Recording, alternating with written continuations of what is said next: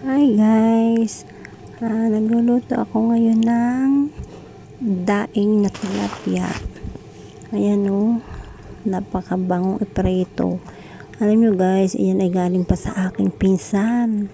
Ipinabaon niya sa akin papunta dito sa Kuwait.